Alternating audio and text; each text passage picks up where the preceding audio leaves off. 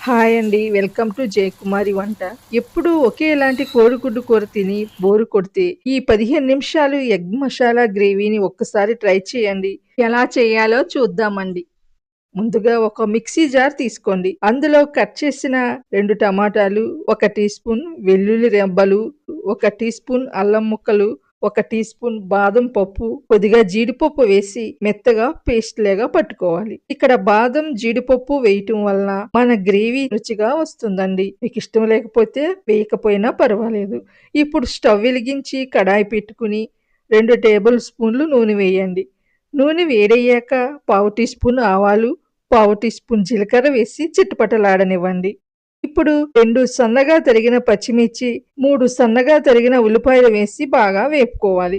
మంటను హై ఫ్లేమ్‌లో పెట్టుకుని ఉల్లిపాయలను కలుపుతూ గోల్డెన్ బ్రౌన్ కలర్ వచ్చే వరకు వేయించుకోవాలి. ఉల్లిపాయలు బాగా వేగాక మంటను తగ్గించుకుని అందులో 1/2 టీ స్పూన్ పసుపు, 1/2 టీ స్పూన్ ధనియాల పొడి, 1/2 teaspoon chicken masala, 1/2 teaspoon జీలకర్ర పొడి, 1/2 టీ స్పూన్ ఎండుమిర్చి పౌడర్ వేసి ఒకసారి బాగా కలుపుకోవాలి.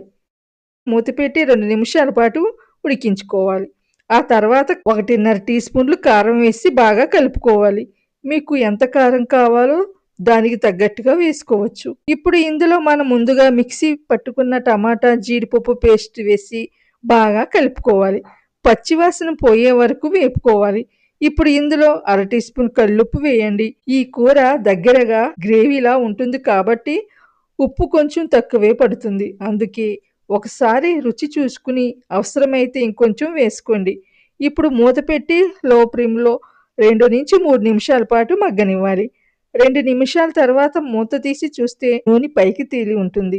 ఇప్పుడు ఇందులో అరకప్పు తాజా పెరుగు వేసి బాగా కలుపుకోవాలి. పెరుగు వేసేటప్పుడు మంటను ఖచ్చితంగా లో ఫ్లేమ్‌లోనే ఉంచాలి. పెరుగు వేసిన వెంటనే గరిటెతో కలుపుతూనే ఉండాలి. లేదంటే పెరుగు విరిగిపోతుందండి.